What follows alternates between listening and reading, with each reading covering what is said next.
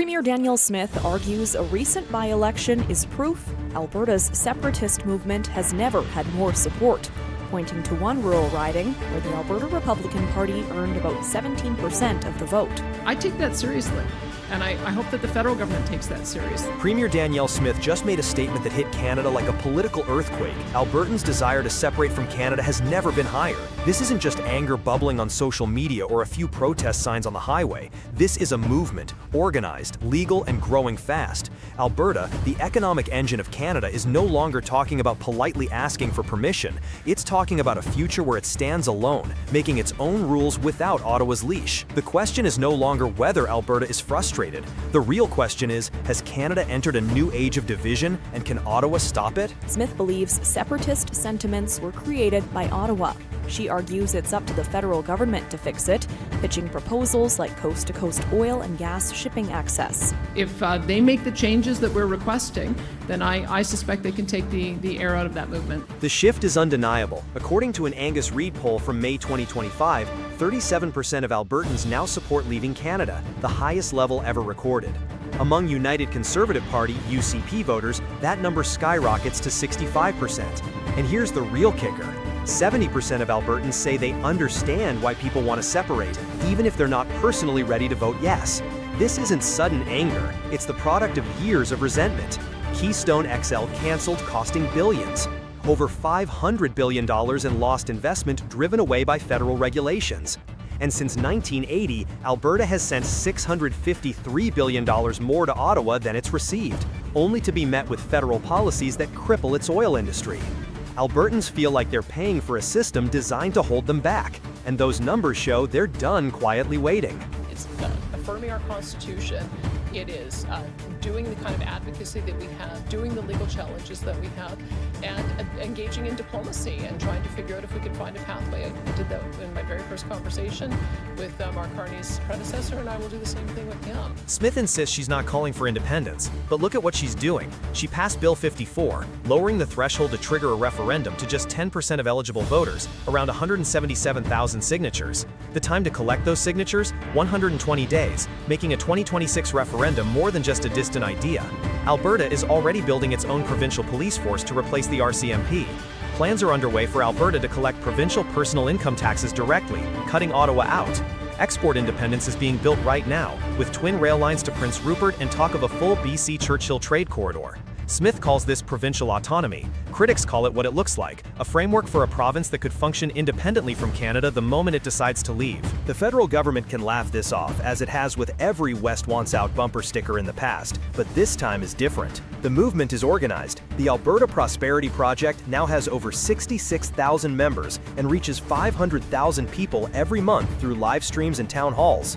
The West is watching. Saskatchewan and Manitoba already back many of Smith's autonomy plans. Even British Columbia, while hesitant, has not slammed the door on Alberta's economic proposals. I'm hearing internally that we're already somewhere over 250,000 signatures, and that we'll likely have 600,000. If Ottawa ignores this, what happens next? Hypothetically, Alberta could gather the required signatures within months and hold a referendum by 2026. And if that vote turns into a majority yes, Canada would face its biggest national unity crisis since Quebec's near separation in 1995. Except this time it's Alberta holding much of the country's energy wealth. What if Alberta does vote to leave? Here's a hypothetical scenario. Economically, Alberta could rapidly attract foreign investment by loosening regulations, turning itself into the Texas of the North. But losing Alberta would hammer Canada's GDP and weaken its energy exports. Politically, Ottawa would almost certainly invoke the Clarity Act, dragging Alberta into a legal war that could last years. Socially, an independent Alberta could trigger a domino effect, pushing other Western provinces to demand more autonomy or even follow Alberta's lead.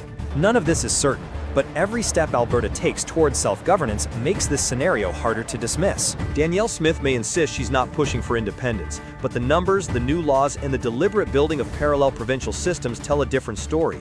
Alberta is closer than ever to deciding its own fate. The question is no longer, does Alberta want to leave Canada? It's this. When Alberta is ready to leave, will Ottawa still have the power or the trust of Albertans to stop it? The bottom line is a new east-west coast pipeline in Canada is good for Canadians. It's good for world markets in that we have access to more supply. But I think you have to look at this through a political lens. Canada is in a tough situation. There was once a belief in Washington that oil was immovable. You could change governments, tax codes, or trade agreements, but the oil would stay. Yet 2026 is proving something else entirely. You don't need to move the resource. You just need to move the pipeline. The East-West pipeline doesn't just carry crude. It's carrying leverage, revenue, and a shift in global power. When the first phase of the pipeline officially entered operation in April 2026, the world didn't look to Washington. They looked to British Columbia, not to negotiate with the United States, but to sign deals with Canada. In Tokyo, executives from JERA, Japan's largest energy importer, signed a 10-year crude oil purchase agreement worth over $22 billion with Canadian suppliers. In Seoul, the South Korean government resumed bilateral energy trade negotiations with Ottawa, the first such talks since 2015. And in Brussels, the European Commission began drafting preferential tax frameworks for crude from reliable partners, a phrase that no longer refers to the United States. Meanwhile, ports in Louisiana and Texas reported a sudden 17% drop in outbound oil shipments year on year. There were no embargoes, no bans, just contracts that quietly expired and were never renewed. The situation was even more severe in the American Midwest. In Illinois, the region's largest refinery was forced to slash production by 23% due to inconsistent crude supply from Canada. Alternative sources from Venezuela and Brazil arrived late or over budget. Meanwhile, Japanese and German refineries reported on-time deliveries of high-grade crude from British Columbia. Every shipment on schedule, every shipment reliable. Pressure mounted quickly in Washington. The Office of the U.S. Trade Representative convened emergency hearings with energy associations to devise ways to restore trust with Canadian counterparts. But Ottawa's message was brutally clear. Partnership is built on consistency. Right now, the U.S. is not consistent. America First, once a winning slogan for squeezing deals and setting the rules, is now a weight tied around America's negotiating neck. With an independent export corridor in place, Canada no longer needs to route its oil through Texas. It goes west, and the rest of the world follows. In response, Trump and his trade advisors floated the idea of retaliatory tariffs on Canadian oil equipment. But that only accelerated Canada's pivot to European and Japanese technology. Within the first 6 months of 2026, investment from Norway and Germany into Canada's energy automation and emissions reduction tech had more than doubled. While Canadian operators upgraded to smart monitoring systems and EU-certified refining modules, U.S. oil infrastructure faced a crisis of its own. Maintenance delays, parts shortages, and plummeting overseas demand. What used to be called a trusted neighbor was now an unreliable, unpredictable actor in a high-stakes global supply chain. Behind closed doors, Washington's allies began hedging. In Seoul, policymakers reclassified U.S. energy supplies as Tier 2, a quiet but telling downgrade. In Berlin, Canadian crude began receiving green import credits, while American suppliers faced new inspection protocols. And in Ottawa, ministers spoke not of countering U.S. pressure, but of building immunity to it. The East-West pipeline had done its job, not just as infrastructures, but as a geopolitical firewall. This shift didn't come overnight. It wasn't explosive. It was slow, methodical, a silent rerouting of global trust, away from Washington toward a partner with fewer surprises. The United States is no longer the energy transit hub. It is a detour, tolerated, not preferred. And in 2026, the world has found its alternative, a Canada that exports directly, negotiates bilaterally, and no longer asks for American permission. The question now isn't, will the U.S. lose its central role? It's, now that it's been replaced, how will it survive in a new energy order? One where there is no middleman, no privilege, only reliability. Because in this new world of oil, the buyer doesn't care about power, they care about who shows up. On time, every time. U.S. President Donald Trump is threatening even higher tariffs on Canada. Valley News that goods that comply with the Canada-U.S.-Mexico trade deal will be exempt. New today, Carney says he will convene his cabinet on Tuesday to discuss Canada's response, and he'll be joining the premiers for their annual summer gathering on July 22nd to discuss this. This wasn't how the deal was supposed to end. Just days away from what was meant to be the final phase of negotiations between the U.S. and Canada, the entire process took a sharp turn. Not with a handshake, but with a new threat. Washington's message was clear: take the offer or face the consequences. And while many expected Canada to blink, Ottawa chose a different path. It didn't walk away, but it didn't fold either. Instead, Prime Minister Mark Carney quietly extended the negotiation deadline to August 1st and began gathering his cabinet and provincial leaders behind closed doors. Because beneath the headlines, Canada is playing for time, and more importantly, it still has leverage. Trump didn't invent trade brinkmanship, but he's turned it into performance art. With each new phase of negotiation, he raises the stakes. Not through formal channels, but through surprise letters, volatile statements, and moving deadlines. It's a strategy designed to keep his counterparts off balance and his domestic base fired up. In just 3 weeks, the end date for Canada's trade talks has shifted from July 16th to the 21st and now August 1st. Behind the scenes, officials in Ottawa believe this is part of a calculated tactic. The goal? Force Canada to concede more. On supply management, on pharmaceuticals, on long-standing trade protections without having to offer much in return. Trump's team sees unpredictability as strength.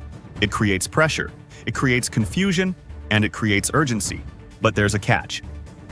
Overuse of the tactic risks making it predictable and less effective. When the 35% tariff threat hit, markets barely flinched. The Toronto Stock Exchange slipped just 0.22%, a sign that fatigue is setting in. And fatigue, in this case, may be Canada's quiet advantage. That doesn't mean things are easy in Ottawa. Prime Minister Mark Carney entered office promising a more stable, strategic approach to Washington. But since then, he's had to watch his government drop its digital services tax, absorb copper tariffs, and freeze steel retaliation, all just to keep talks alive. At home, expectations are rising, and time is running out. There's also one immovable object in the room: supply management. Canada's dairy and poultry markets remain tightly controlled and protected. A new Canadian law, passed earlier this year, prohibits any future trade deal from expanding access to that system. It's politically popular, but inflexible. And Trump has repeatedly singled it out as a sticking point. If Canada won't touch it, and the US won't drop it, that leaves very little room to maneuver. Still, Canada isn't powerless. First, there's USMCA, the trade deal still in effect. Goods that meet its rules of origin are exempt from Trump's new tariff. It's a legal firewall that limits just how far the White House can go. Second, internal unity is strengthening. Alberta and Ontario have signed interprovincial trade agreements. Nova Scotia is coordinating with Ottawa on industrial strategy. These aren't headline moves, but they reduce fragmentation and improve resilience. Third, Canada is diversifying. Exports to the EU and UK are growing. ASEAN outreach is expanding. In short, the US is no longer the only game in town. And fourth, there's fatigue.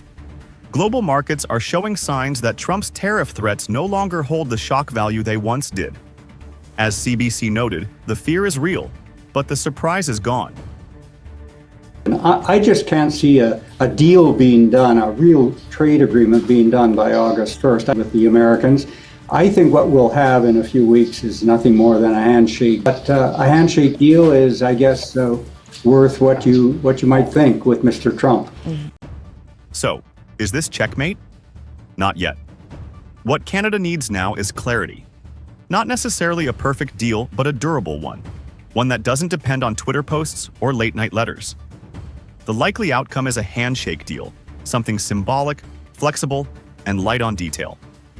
Enough for Trump to declare victory, and enough for Carney to avoid collapse, because in this moment, stability may be the biggest win anyone can hope for. And for Canada, surviving the storm might just be its greatest leverage yet.